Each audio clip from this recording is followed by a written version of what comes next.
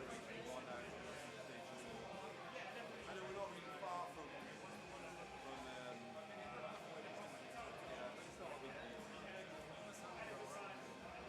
what time did you stop? Like 12.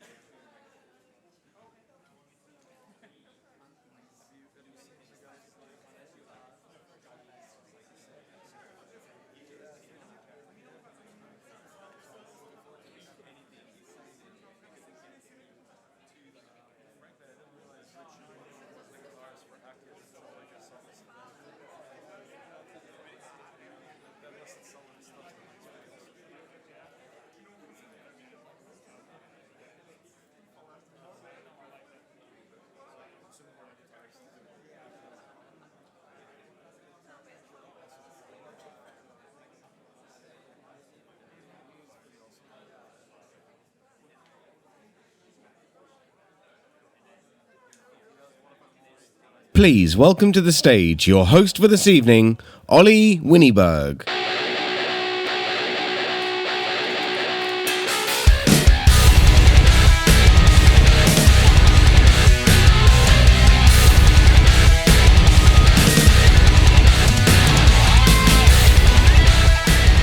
Hello, hello. How are we doing? Come on. Hello. Yes.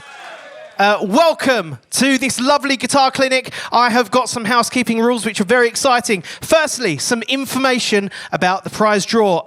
All event ticket holders attending tonight or online have been automatically entered into the prize draw using the email address you used when purchasing your ticket. The prizes do include, there is a Strandberg Bowden NX6 PLINI edition. Who wants that, right? Or there is a virtual meet and greet with PLINI and Richard. Winners will be announced after the stream has been taken offline. And if you wish to opt out of the prize draw, please check out the opt-out details on the AfterLive music website events page. There's more. Anyway, there are 28 countries from around the world joining us tonight. So let's make some noise for everyone who's watching online.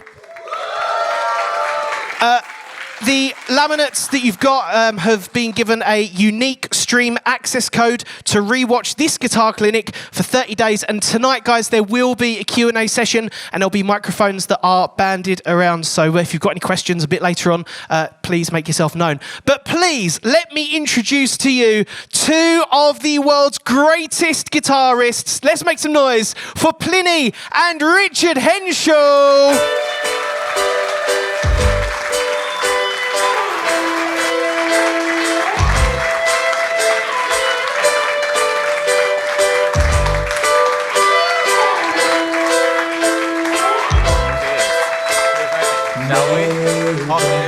Thank you. Everybody needs good neighbor. Just a friendly wave each morning helps to make a better day. Neighbors need to get to know each other. Next door is only. So, we thought it would be a super cool idea for these guys to just have a bit of a jam and show you what they're made of. I forgot about that. Are the mics on? No. Right, let's jam. Yeah, see how you feel. This is nice. I feel great. I'm going to enjoy this. No one asked you.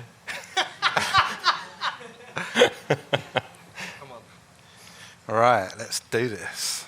What key? Strong. Just feel it, man. Just feel the key.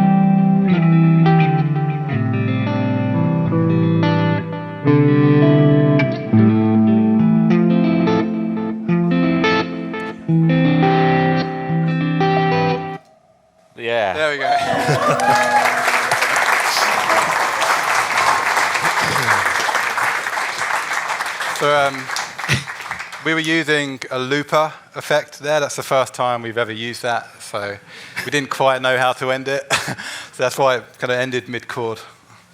So. Well, thanks for coming, everybody. Cheers. No, I'm joking. Guys, that was awesome, and thank you for coming here tonight. I think everybody's super excited to be part of this wonderful event. PLINI, I wanted to ask you a question, actually, if I may start with your good self. I would love you to. Who's your favourite character from Neighbours? I'm kidding. Who would you genuinely cite as your biggest musical influence? Rich Henshall. That's nice. Charlie Griffith. Charlie over Rich. biggest musical influence? The Beatles. Okay. Does that count as a band? I guess. I was expecting just one guitarist kind of in particular that's kind of really changed things for you. That's more than one guitarist. That's good. Yeah, that's true. Let's move on. No. I do understand that you guys are going to be playing some songs for us today. So let's start with PLINI. You've got some records lined up, and it's going to be super cool. So whenever you're ready, if you'd like to take it away with your first song. I suppose so. I guess that's why we're here, apparently. Let's see if this works. It's my first time playing guitar. So.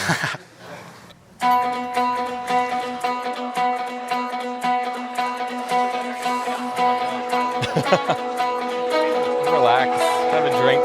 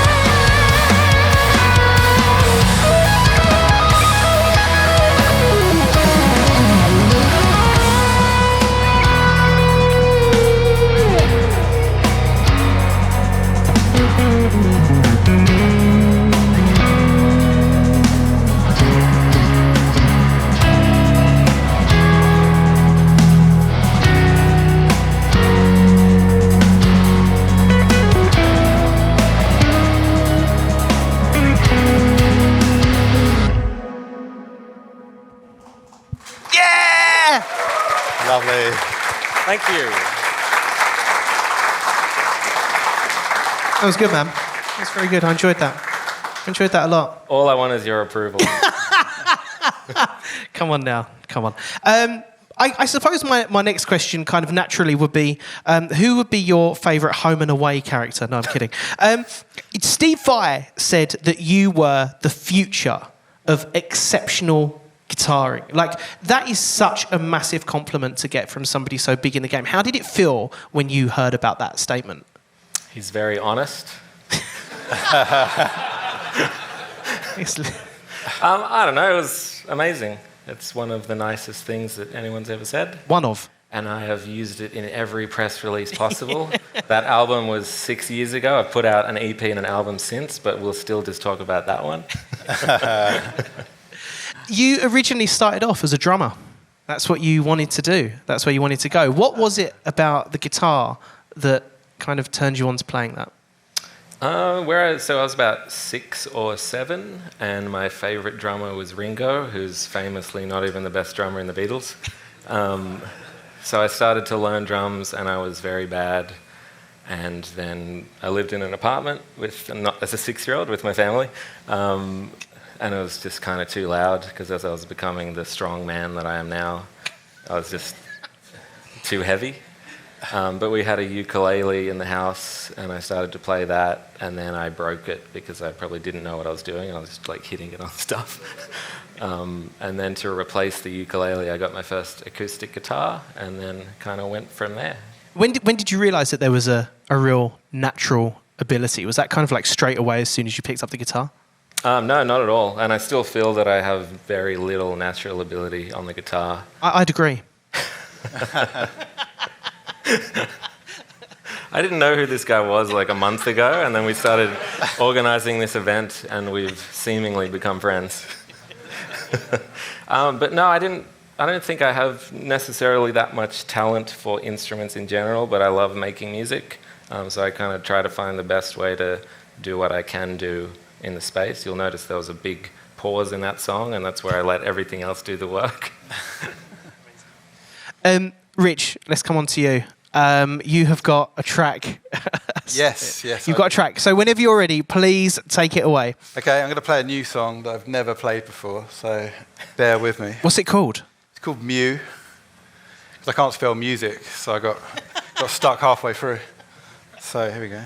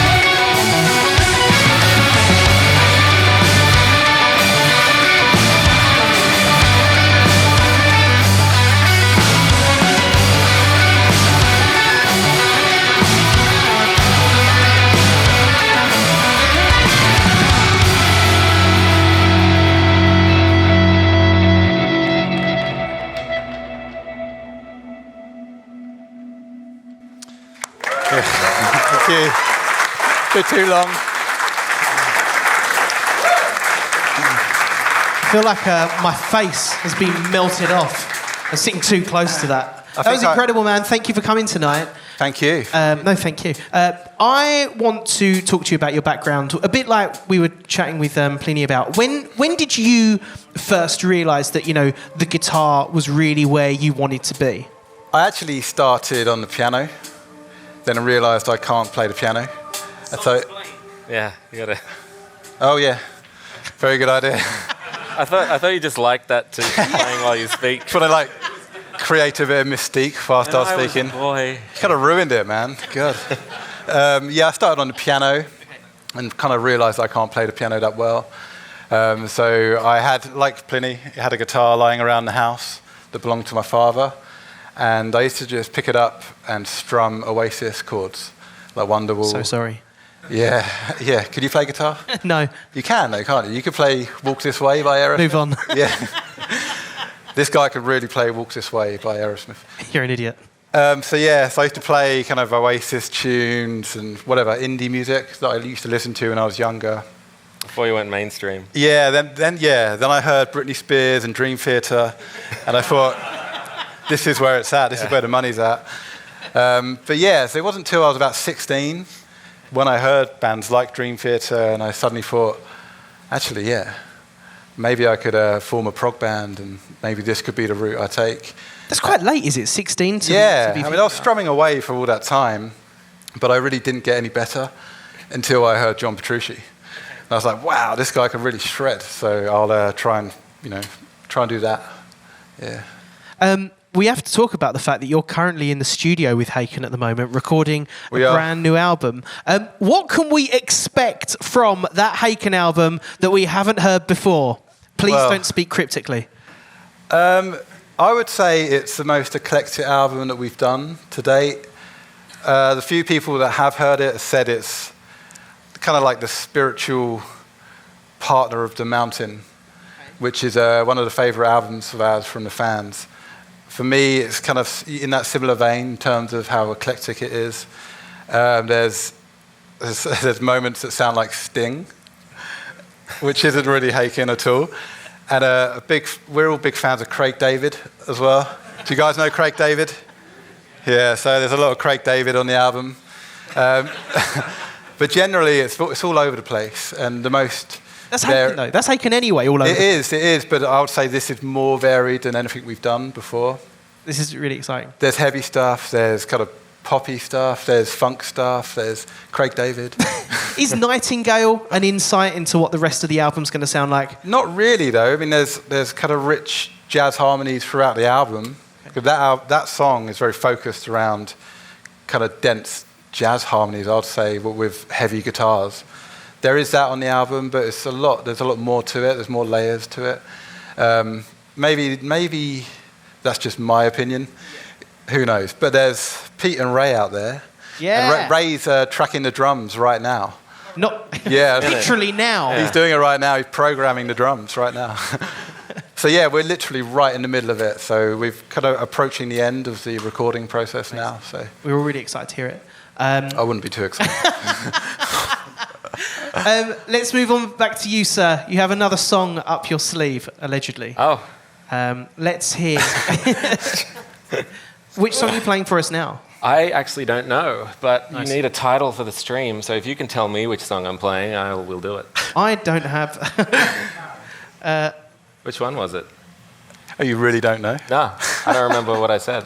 Actually, Adam, I believe, as we were setting up, I said, please remind me what order I said I'd play them in. But, This is nice.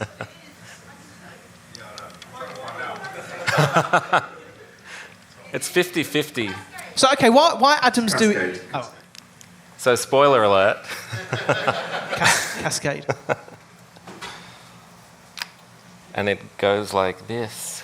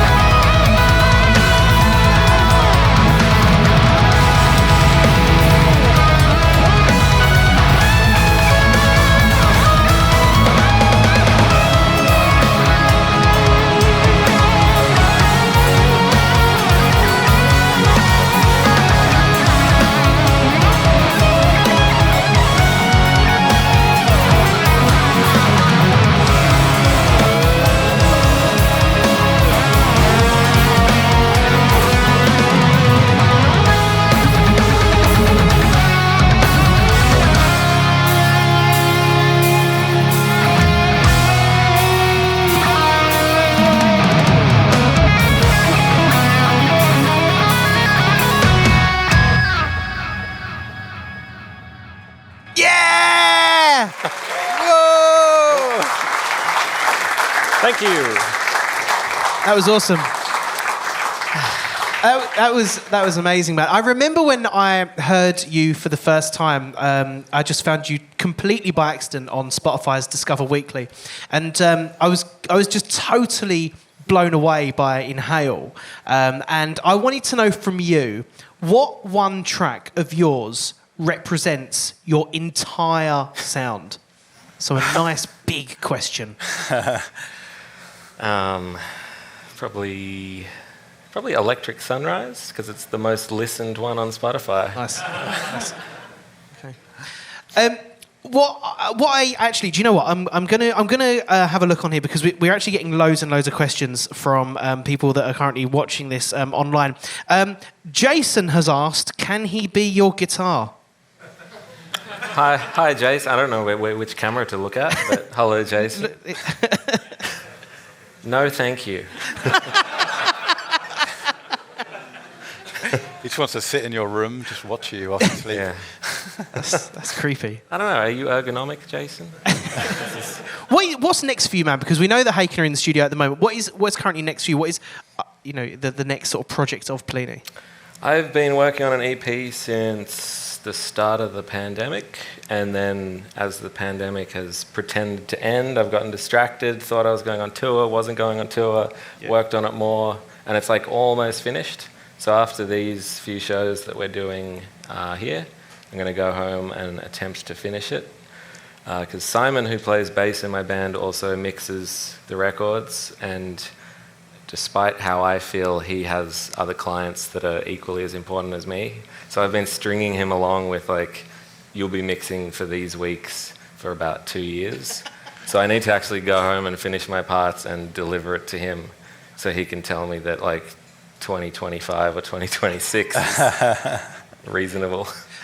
One of the questions that is coming in, that's coming in quite a few times now for you guys online, is, did you study music at school? No. Did you? No. Nice. Next. Well, like, my mum was a piano teacher, so I learned piano through her, but not in a school. And like with guitar, like I said before, I just picked it up and strummed E major chords for like 10 years. I was really good at strumming chords. And for the two of you, right, I've got to ask, what is it about a Strandberg guitar that stands out from the rest of the guitars out there? What makes it so special? Just, they're sick. For me, I'm a superficial person, and I think they're really pretty, and that's what drew me to them in the first place. And then I got to play one, and I think it's one of the nicest feeling guitars too. They are very, very nice to play, and like, we both travel around a lot. They're very light, and they're very small, so you can put them above your head in planes, which is very practical. But generally, yeah, they're really cool. Like, the back of the necks have this weird endure neck profile. If you know Strandberg guitars, you might have played one before. That allows you to play for longer periods without sustaining any injuries. And, but I only play for 10 minutes a day, so I don't know. Let's move on to you, because you have another song ready for us. I do, yeah. What is this song? I'm going to play a Haken song called Carousel. Nice. And all of our songs are really long, so I've had to edit it down so PLINI doesn't get bored, because it's like... Way beyond that point. Yeah. And I need to detune my guitar as well. There we go. Do you need to detune? I certainly do. Okay. PLINI, what has been your biggest Spinal Tap moment of your career? Probably right now. Nice. Cheers. I'm going to get you. Come on, seriously, give us a story. Funnily enough, as we were preparing for today, Ollie was like, just so you know, I'm going to ask you the Spinal Tap question. Because he did it for another interview we did like the other week. And I didn't have a story then. I was like, I'm going to think of something good. And guess what? Here's Carousel. Thank you for the introduction there, PLINI. Here we go.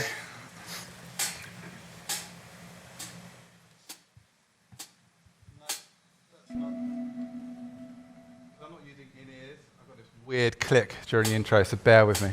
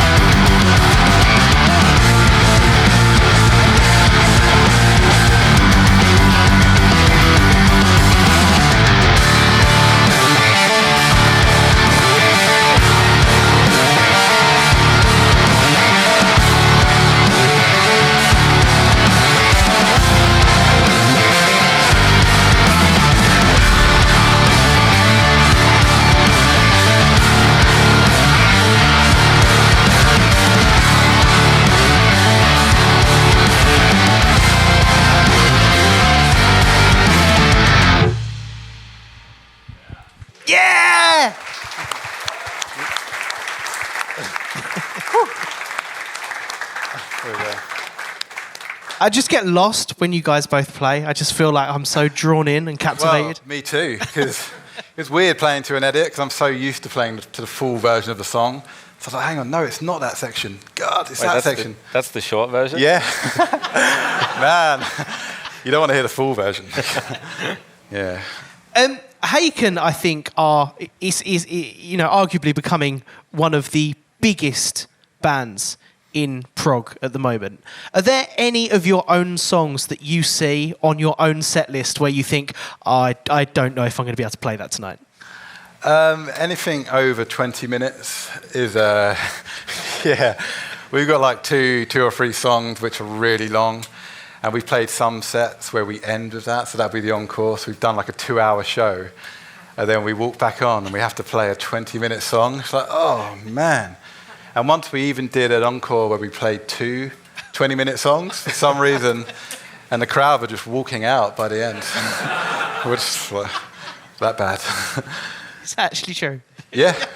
No, apart from the walking out. But yeah, in terms of technicality, Portals, the song from Visions, is always quite a tricky one to play. And Kneel by Mouth is another tricky one. It's got some kind of twiddly bits on the guitar. The whole track's a twiddly bit. And like Ray's doing a drum solo for the whole song, basically.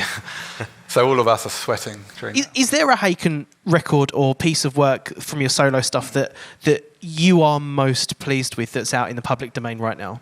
I reckon, yeah. There's a song called The Guyver, which no one knows about for a good reason. The song Crystallized is a long song, but it's based on an old song called Snow, which was on the EP from back in the day. So that song for me kind of encapsulates everything that Haken's about. It's got all the heavy stuff, the melodic stuff, the kind of syncopated vocals, but it also ties it back to the beginning of Haken as well. So for me, that's the song that is the trickiest to play live as well, because it's very long, but it's the one that speaks to me as the most Haken song. Yeah. That was a long answer for that was nice. For a long song. Yeah. PLINI, you're up next, man. Let's go. Your next tune. Oh. Yeah. This one's called Cascade. Oh, no, wait. You done that one already? I don't even know how to pronounce it. Do you know what one it is? But it's called Papelillo from it's not even that recent, my previous album. This one's hard. God, just don't play it, man. Let's see. That stops.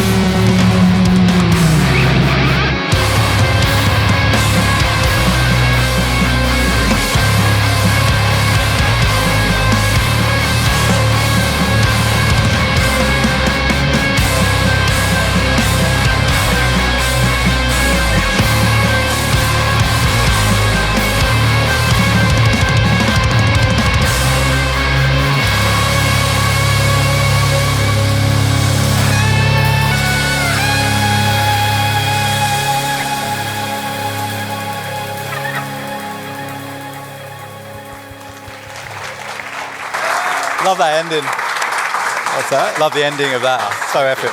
Cool. Thank you. I like that. As a millennial, you'll remember, PLINI, a time before the internet and streaming sites.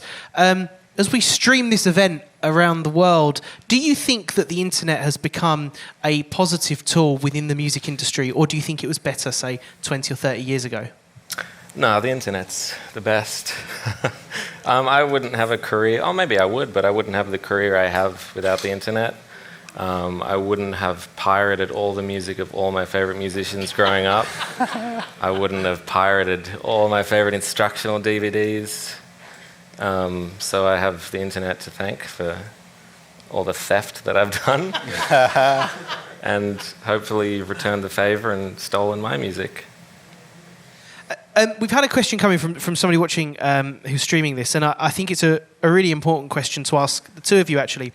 Have either of you ever experienced performance anxiety on stage? Because this is something that this guy, Joe Rolfe, hello Joe, he sort of suffers from, and I think he's asking for some advice if you do. I mean, the more you think about it, the worse it is. And leading up to a tour, maybe the first couple of shows, if you haven't played for a while, it's kind of playing on your mind sometimes. But once you actually get on the stage, it just evaporates. And it's it's not so bad when you're there. The same with anything. Like public speaking, for example, I hate that. But once you're doing it, like now. He's doing well, isn't he? He's doing well. I'm doing all right. You're all helping me on my journey. But, once you start doing it, it's fine. I imagine it's the same for you, but... Yeah, I mean, I was probably more nervous playing tonight than I would be for a show, because we're sitting in weird chairs. This guy is questionable at best. He's like really putting us on edge, and this is really tough for us. Yeah. I guess advice for Joe is, prepare everything you possibly can to the best extent you can, so when you get to the actual performance, you only have to worry about whether or not Ollie's there and... Not allowed to swear. You've got one more tune lined up for us. Unfortunately, I do. Is it crystallised? It isn't. No, we haven't got time for that. It's a new one, again, so we'll see how it goes. This one is based on some fairly new ideas, so they're not quite finished yet, so we'll see how that pans out. So there'll be a bit of improv in the middle. Probably not a good idea, but you tell me if you like it.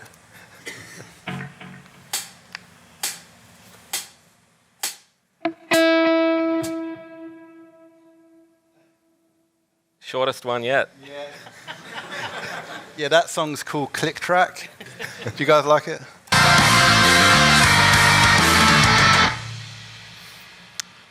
That's it.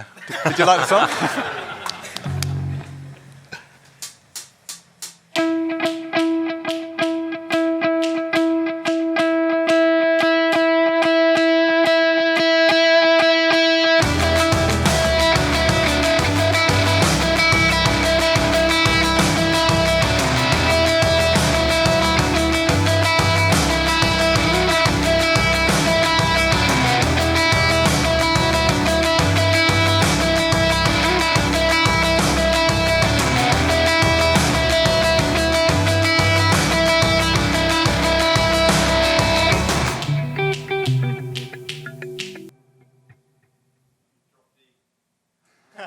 God.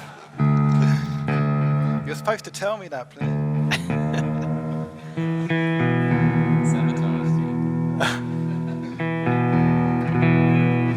Right, here we go. Let's do that again. Right, here we go. Now it has to be perfect. Of course it will be. I've had my practice.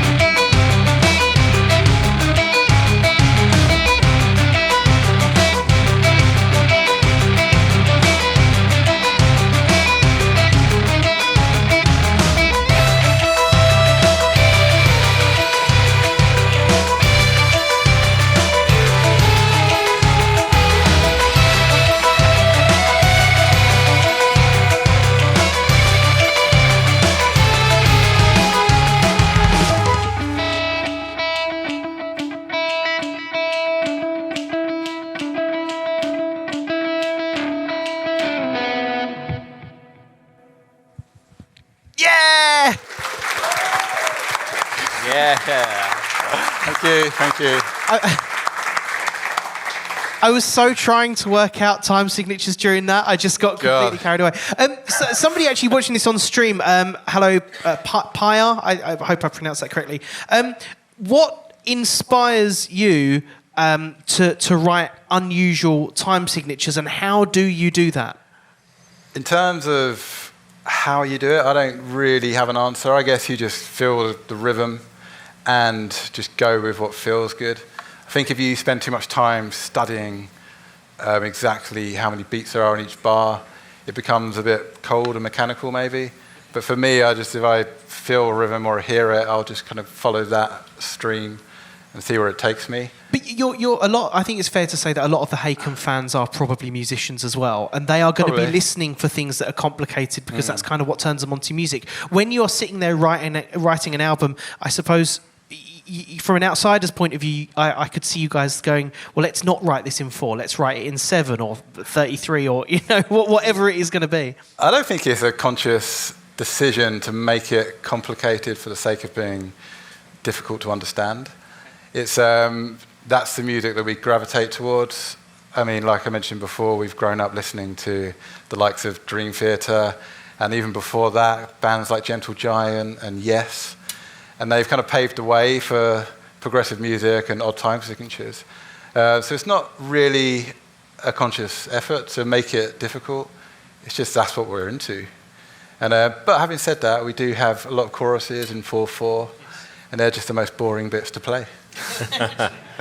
Yeah, no, only joking. I mean, that's the only time we can move our head in the set. Like, yeah, oh no, we're in 7/8 again. Oh no. What about for you, PLINI? Do you sort of consciously choose to make songs that have complicated bits, or is that something that's kind of just natural to your songwriting process?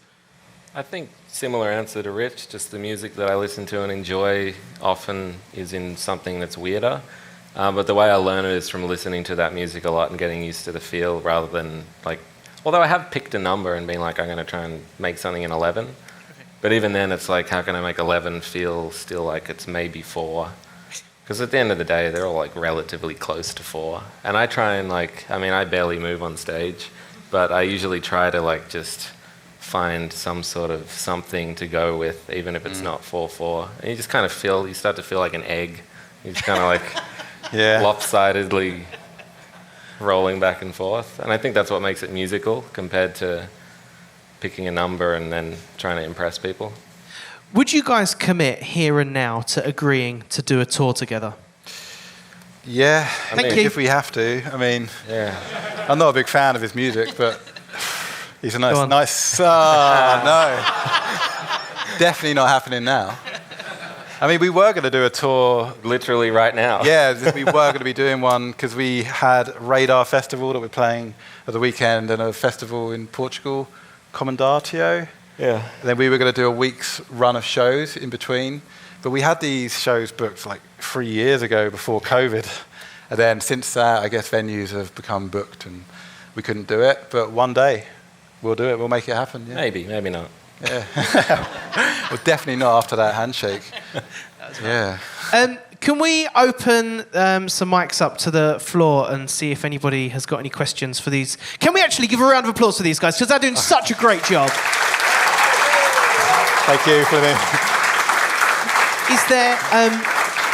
Is there anybody that has got a question for either Rich or... Yes, we have one right down the front. Can we get a microphone to... over here? We need some elevator music while this is ongoing. We've got a Neighbours theme. Yeah. Could use that. Hi. So my question is for PLINI.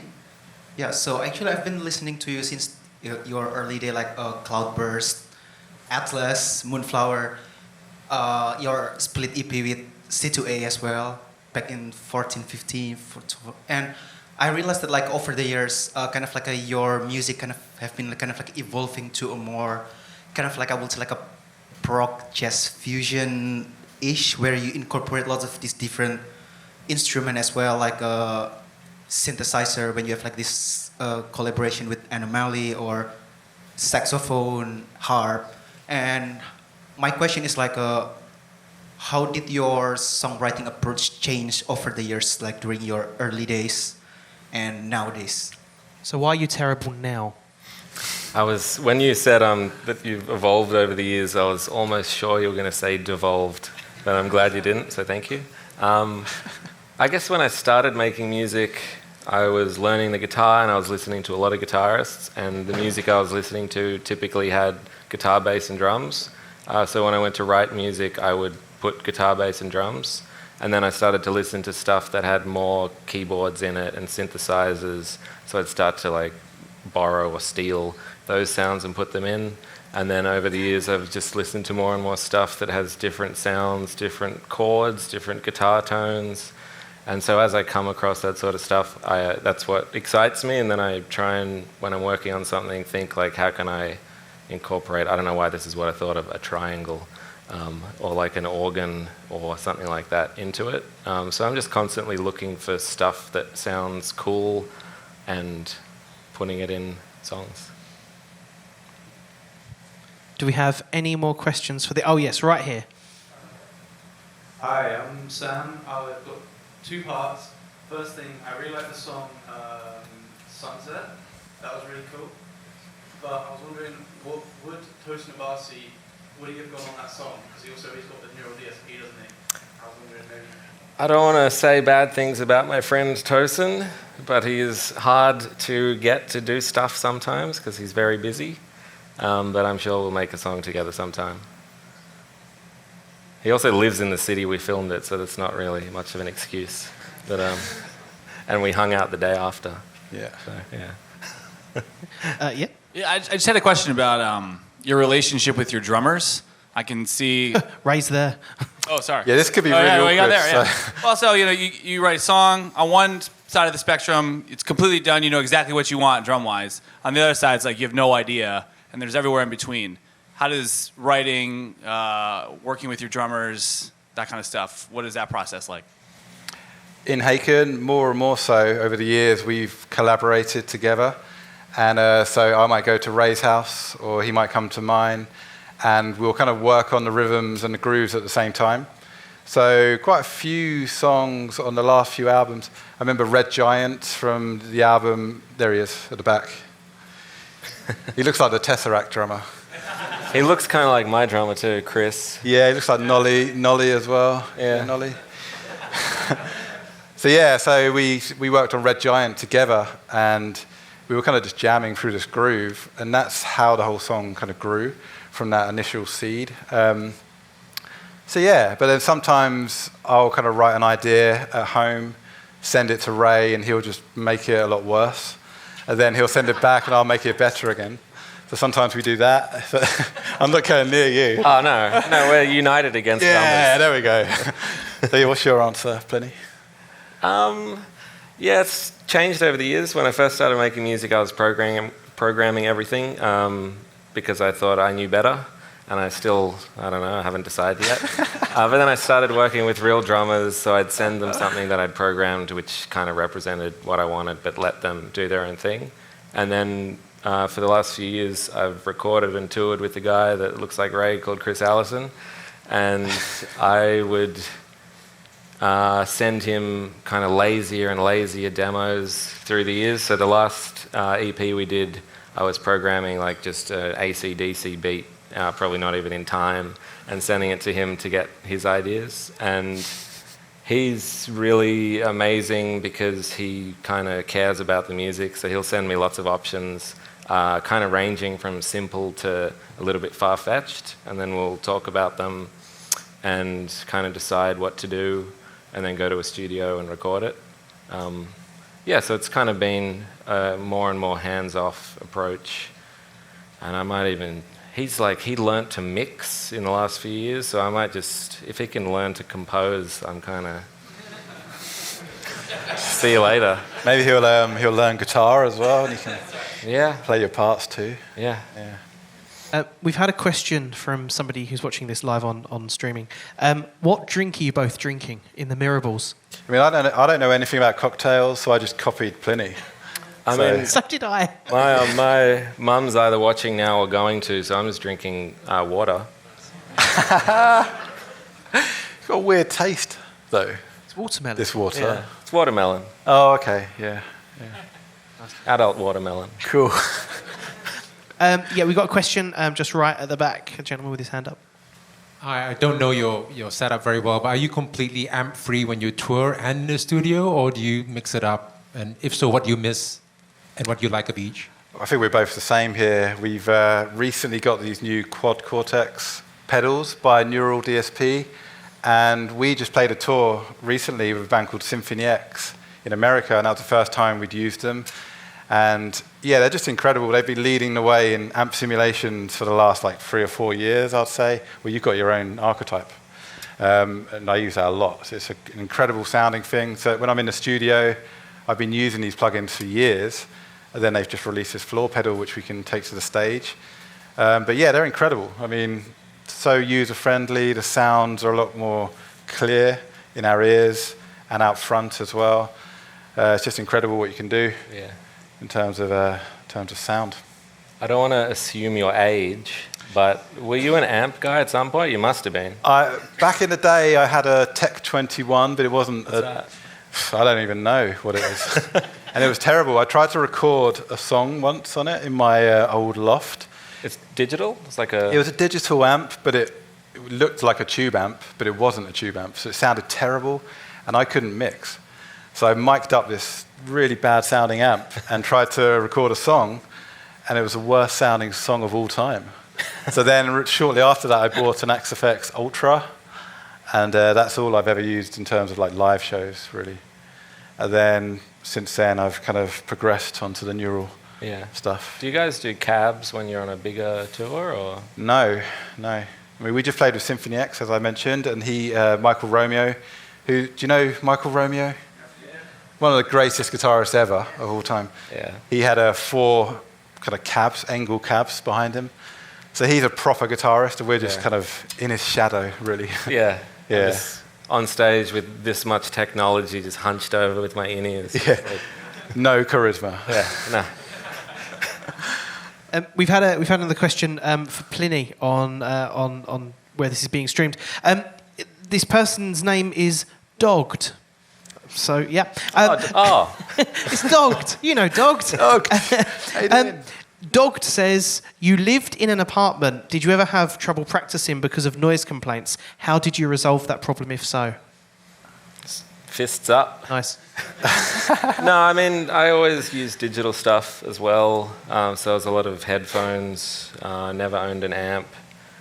Just kept it pretty quiet. And also just tried to play beautifully so no one could be mad. Everyone wanted to live next door to you. What is that sound? Is there any more questions in the... yes, let's go to this person at the front here. I'm sorry, Adam, I'm making you walk. This is the most Adam's ever walked in a day.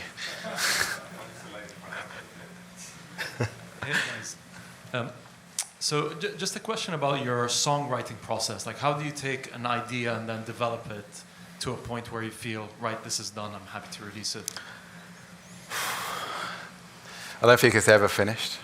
I mean, 'cause with Haken, we work together. So if I come up with an idea, a riff or whatever, I'll send it to the guys, and someone else can take the reins with that idea. Then we bounce these ideas back and forth. But with solo stuff, maybe you struggle with this as well, because there's no deadline.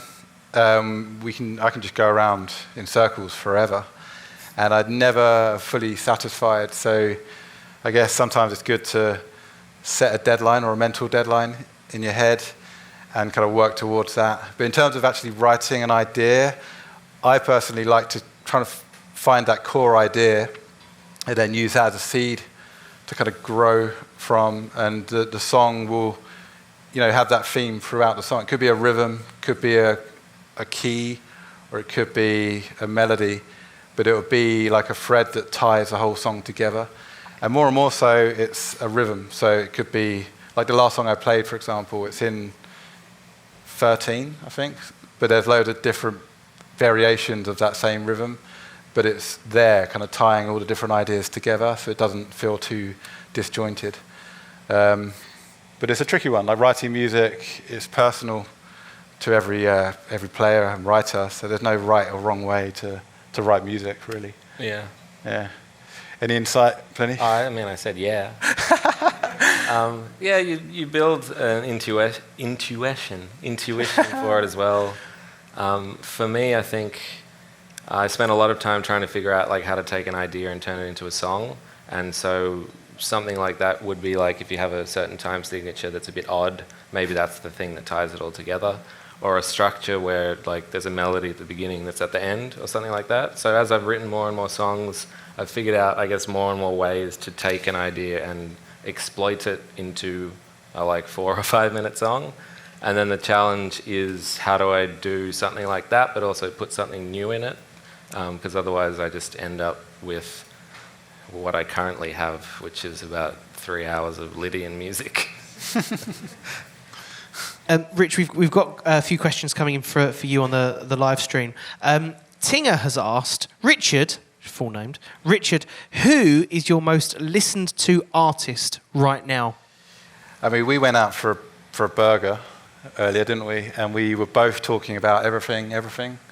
They're a UK indie, kind of like indie rock electro band. I probably listen to them nowadays more than any other band, and funnily enough, so does PLINI. Yeah. So those guys are amazing, and I kind of mention this guy a lot, but Tigran Hamasyan, he's a big inspiration for me, and he's not a guitarist, but he's a pianist, and he kind of fuses just like Armenian folk music with jazz, piano, like fused with Meshuggah-like guitar riffage on the piano, which is like really interesting to me. So I think you're a big fan too. Yep. But like, yeah, stuff like that is a big inspiration for me. Yeah.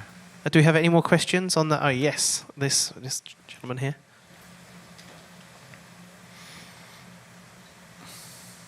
Before tracking, like how much do you practice? And when you're tracking, how often do you change strings and retune? You're in the middle of it. Well, yeah. What have you been doing? Yeah, I mean, for the last 4 weeks I've been tracking. So I did restring the guitar just before, and I've maybe like restringed twice during a session if it lasts a month. It's always good to have new strings. And sorry, what was the first part of the question? My memory's terrible. Oh, ideally, when we go into the session, we've practiced the songs a lot by that point. For example, for this album, we've had these demos floating around for 2 years. And the ideal situation would be to have the songs pretty much under your belt by the time you start tracking. But we're lucky because we're guitarists, so we can record at home, in the comfort of our own studios, and we can just record one note at a time if we wanted to. Whereas like drummers like Ray will have to learn it and pretty much do it all in one take, which is the hard job. But generally, I don't know about you, but I'll do section by section and try and keep it as natural as possible. So ideally learn that part as good as you can play it live, and then try and get it in one long take and maybe do 5 takes and comp it, and then pick your best version of that take. Yeah, I got a really similar process. I guess I have even more of a luxury because I don't have a band, so I don't have to like really practice it or even have written it before I start recording it. So I'll just be sitting in front of a blank screen and start messing around and record it kind of as I think of it. And sometimes that's what stays, and sometimes I go back and like re-record those sections. But so you're recording as you're kind of writing it. Yeah. So you don't create a demo and then go back and re-record. That's interesting. I've done a bit of both. I find, like we were saying over lunch, like there's some moments you have when you're writing and you play it a little bit poorly or something that just have more of a vibe than the practiced version. So some of that stuff I keep, because when I'm recording, it's all digital, so it's basically you can do whatever you want with it afterwards. Yeah. My iPad's frozen, so I can't... See ya. No jokes. I actually want to ask you a question from a personal point of view. What would your advice be, two of you, to a musician, regardless of what genre they play, that are really struggling to climb the ladder of an ever-evolving 21st century music industry? How do people make that leap from having, I don't know, a couple of thousand followers on socials right to where you guys are now and celebrating the success that you're currently, enjoying? Play Strandberg. Yeah, play Nice. Good night. No. play progressive metal on a Strandberg guitar. But you guys have never compromised on your sounds. You've always done what you've done, and you've done so well. Yeah, I guess it's all relative. When you compare us to, say, Kanye West, we're maybe not on the same level. I mean, we're quite close, but not quite there yet. But I guess like within that niche market, you know, we're both paving our way. But yeah, it's hard. I mean, like you said, probably the same for you. You haven't really compromised what you want to play. And we just write the music that we like to listen to. And I think if you're too conscious of what you're writing for the wrong reasons, it's not going to, it sounds really cheesy, but it's not going to be honest. And it's got to be music you enjoy playing. So that's my main bit of advice. Yeah. And I think all the artists we love have got to where they are by not compromising and just being like the weird freaks that stay home and write music like us. Yeah. So I think if you're like, you want a career in music and you want it to keep evolving, focus all your energy on making the music that's going to be like unique and different to everything else you've ever heard, and then people will start to catch on. And I love about like the scene we're in is that it's so niche that like my dreams are so small that I feel like I'll get there before I die, because like I want to play to maybe one day 800 people. And it's like when I'm like 60, I'm going to be able to do that, and it's kind of cool. Whereas I feel like if I were a pop artist or like a singer-songwriter, I would feel like I have the whole, like, there's Ed Sheeran who's playing to like the population of the world, or like somehow more than the population of the world. And that would be kind of intimidating to try and do that. But yeah, the heroes that like we have are people who just spend a lot of time making music. So it's kind of like a cool model to try and follow. It's hard though, isn't it? Because so many people have, you know, families and financial responsibilities that putting the time aside to do that becomes more and more kind of difficult. Are there any more questions out in the? Oh, there's loads. Go on, Adam. You choose anyone. Choose anyone with their hand up. I have also lost complete connection on this. Can I give this? I'm so sorry. This is extremely unprofessional. I'm going to have to stand up. I'm a very large man. No. Hi. My question is to you both, and it's a little bit kind of to build up on the questions whether, you know, stay at home and write music, focusing the time on making the music good. My question is, how important is it for you to kind of be in the industry, be connected to the people who are kind of are in the same kind of subgenre, doing similar things, or maybe are kind of in a similar subset of kind of the industry? How important is it to be around it, be active in it, versus, you know, something like staying at home, making a good music, and then it would pop off? I think in theory. All the connections I've made have come through making music, mostly by accident. I don't remember how. I guess we know each other because of Strandberg. Also, the guy that I formed Haken with is a guy called Matt Marshall. He lives in Australia, and 2 streets away from. Yeah, it turns out he's like right next door to PLINI. And so I heard your music a while back, I guess through Strandberg. So I wrote you a message saying like my best friend lives like next door to you. Then you guys went out for a coffee. Yeah. And then that's how we hooked up. But yeah, I guess most of the time it's natural. You know, you're a fan of someone else's band or what they're doing. You get in contact like for a genuine reason, but not to try and kind of climb your way up the ladder, so to speak. You kind of get in contact with them because you're a fan of what they do, and then that could lead to something else. I think that's probably the reason we're doing this event, is more so because an excuse to hang out is fun. Yeah. Not because I was like, oh, Rich, he has this many followers. Yeah.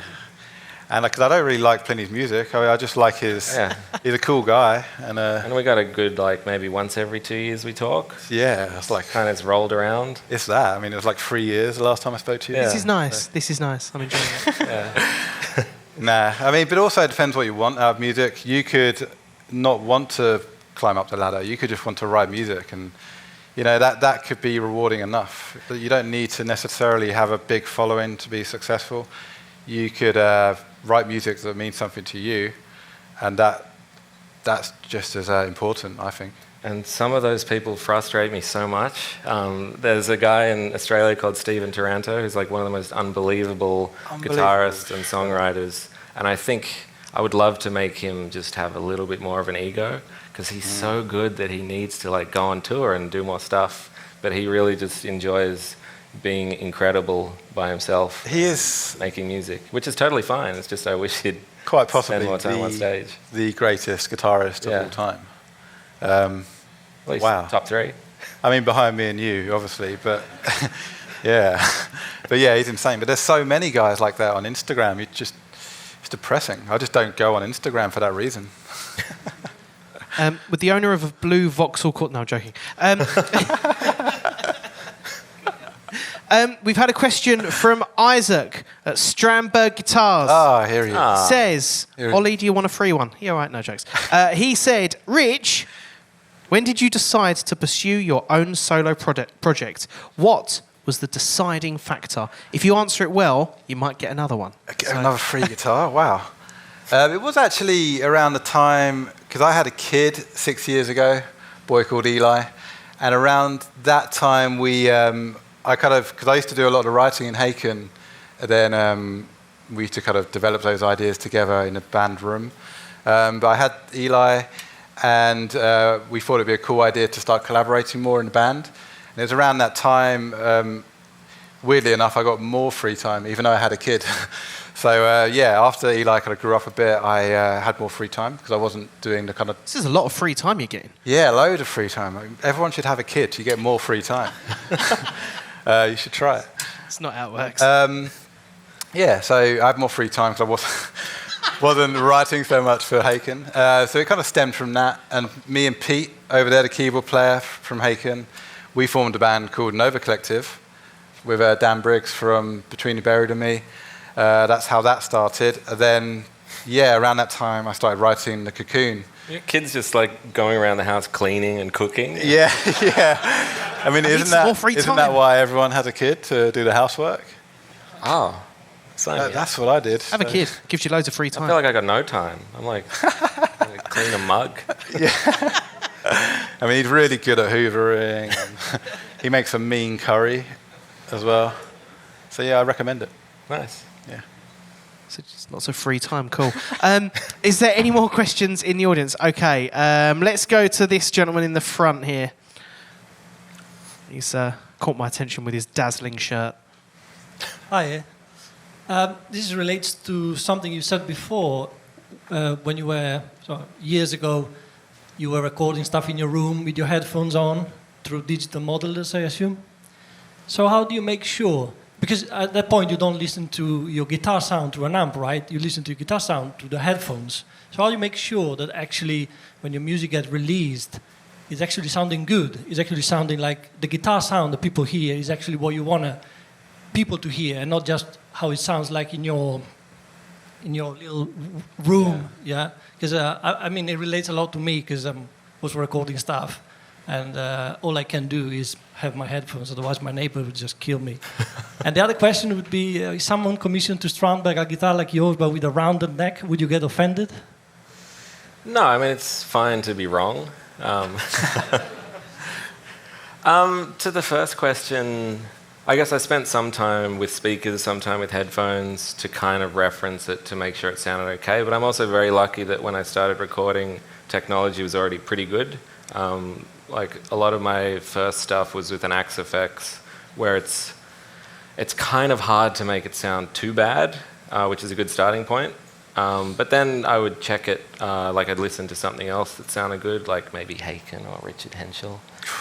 It's a great reference point, I think. And kind of just see that it's in the same ballpark of like where the treble is and where the bass is. And then, like with most things, the more you do it, the more you get comfortable hearing what's wrong with it and what's right with it. So it's really just through that, like kind of checking it against other stuff that I know sounds good, to try and make it sound as close as possible. And no, I think if you got a round neck Strandberg, that's totally cool. But I would say make sure you try... It wasn't for me, it was for a friend. Oh, well, silly. We've had another question in for Rich. It asks, does Richard have a chicken inlay on his guitar? No.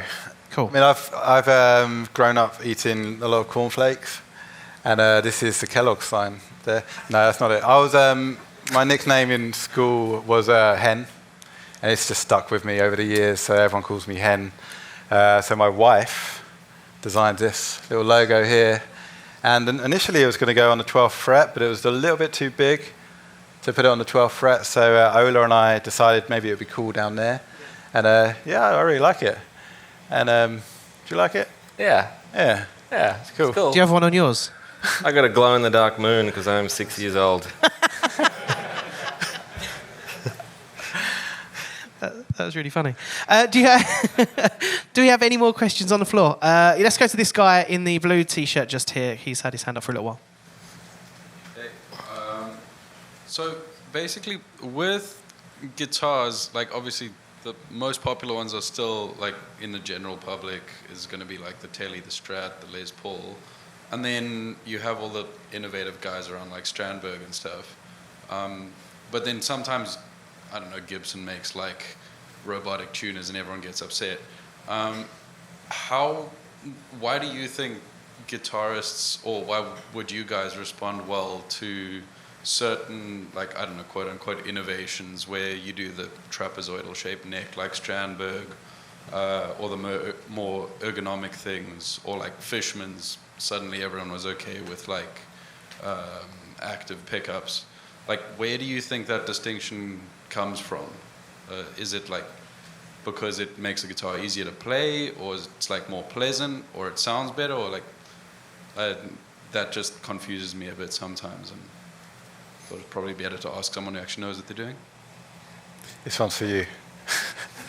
I mean, for me, I feel like Ola Strandberg, who designed these, just got a lot of things right. Like, the reason that there's no headstock is because it makes the guitar lighter, and then because there's weight missing from here, the body's chambered so that it's still balanced. So the whole thing is like, I'm obviously not a very strong person, but this is very easy to throw around, which to me is like an objectively better thing than a 15 kilo Les Paul.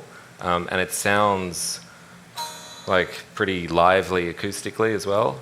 So there's those decisions all did like better things for the guitar. So it's hard for me to want to play something that's heavier and quieter and sort of that sort of thing. And I think it looks cool, which is very subjective, but I think I'm right. And the neck is more comfortable than any other neck, because I really like thin necks typically because you can play faster, but they're not the best for your hand all the time because you get quite like stressed in this position. So this has all the like speed of a thin neck, but it still supports your hand where you need it. So like to me, that's another thing that's just kind of better. And there are a lot of like headless guitars that look cool, but aren't necessarily comfortable. But I feel like Ola just did all these very like boring, well-designed decisions that made it hard to want to play anything else.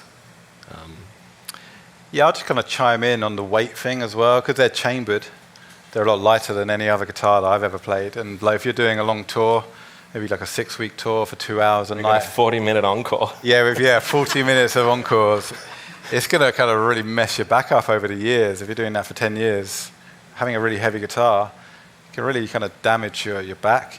I remember I played with a bass player once, and he had to have 2 straps because like bass guitars are very heavy. Well, these are very light. They're very ergonomic. They're very easy to play, and you know we could pick whatever pickups we want to go in them. So we had some choices as well, you know, which ultimately helps craft the tone that comes out of them. But yeah, just to chime in on what you said about Ola, he's a wizard. He's a master of design, and yeah, he's created a beautiful guitar. I mean, what more could you want? We've had a question online from Ed. Hi, Ed. He said, when you started playing guitar seriously, this is to both of you, how many hours per day did you practice for? I haven't actually quite got to that point where I'm taking it seriously. Now, there was a point that I kind of mentioned earlier when, like, maybe similar to you, when I was 16, got into Dream Theatre, I heard Erotomania for the first time, and I was like, what the hell is this? Is that real? Like, is he actually playing that? I couldn't believe it. I genuinely couldn't believe that that was possible. And then I just kind of set myself on a mission to shred in A minor. So, I used to practice for quite a lot during that time, like maybe like 10 hours a day at one point. Whoa. Yeah, for a long time. Now I can do maybe 10 minutes a day because I've got 2 children. You should have more free time. Even though they're doing all the cooking and all the hoovering, they want to play trampolines and football. So they're just so demanding. So I just naturally don't have as much time as I used to. But during my teens, I was like going for it, like intensely. Guitar playing. Yeah, that and basketball. I don't know about you. Did you ever get to that point? I never had a big practice phase. I kind of just it really shows in playing. I just went into trying to record music, and so I spent a lot of hours playing guitar and doing it to a metronome, which is suspiciously similar to practice, but it was for the goal of making music. So I guess I kind of like just stumbled into getting better. We are just starting to run out of time, so I'm going to just ask if there are just a couple more questions. Yes, let's go to this guy here. Hi. How was the design process for your guitars? Like, did you know exactly what you wanted the aesthetics to look like? And I guess how lenient were Strandberg with what you wanted? Well, obviously, they have the same standard kind of patented design in terms of the shape, which we both obviously loved, and that's why we gravitated towards Strandberg. But I went for these Lundgren M8 pickups because I had them on my previous guitar, and they really, for me, they cover a lot of Haken's tones, so they have that very dense, heavy sound because they're essentially Meshuggah's pickups. So they're very clean down low, but they also have a very warm tone to them, for the clean sounds. I went for a bird's eye maple neck because that gives a bit more clarity as well. And I went for these wooden kind of maple tone knobs, but that's purely aesthetic. I wanted it to match the neck. And once again, this zero coat top is aesthetic, and it's more for looks. But aside from that, yeah. How about you? Yeah, for mine, originally doing a signature guitar, we did a limited one. I think made like 20 or something, and it was basically the standard 6-string model, but with a moon on it. And I think I chose the top wood, which was Koa at the time. And then people bought the guitars, so Ola was like, oh, he's not a scam artist, maybe we should make more. And so we did a model, but Koa was kind of hard to get as a wood. So we found Australian blackwood, which this one isn't, because I forgot this was the signature guitar event. But so we chose that wood just for aesthetic reasons. And then for the pickups, I originally had Seymour Duncan, JB, and Jazz set and really liked them. But then I went and tried a whole lot of different pickups and loved the Sir SSH Plus and SSV. And then Strandberg started working with a pickup designer called Michael Frank.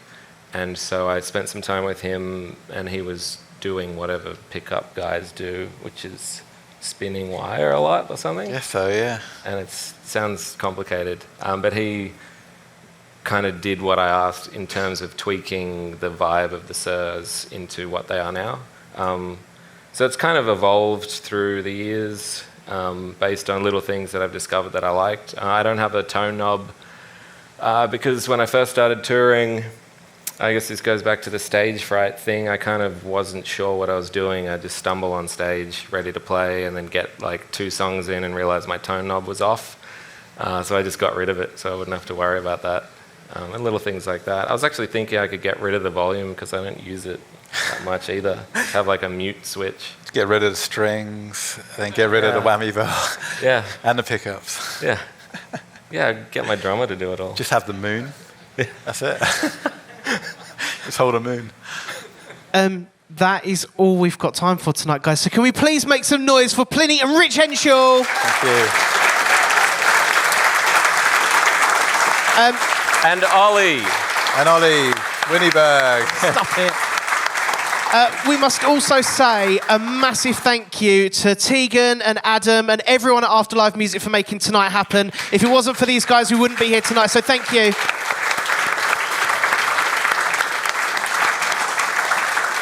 Good night. And thank you all for coming. Yeah, thank you. Appreciate it. Clap again, yeah! Hey, Tegan's got something to say. Hang on. Would the owner of a Vauxhall Court... No, I'm joking again. There is merch on sale and one of Rich's 8-string Strandberg guitars to try out at the back of the room. This one actually has a Koa top that PLINI mentioned earlier. It's a collab. Yeah, a little Koa collab. Collab. Yeah, it's got True Temperament frets as well, so don't damage it, but you can play it if you want. Yeah. Thank you very much. Good night.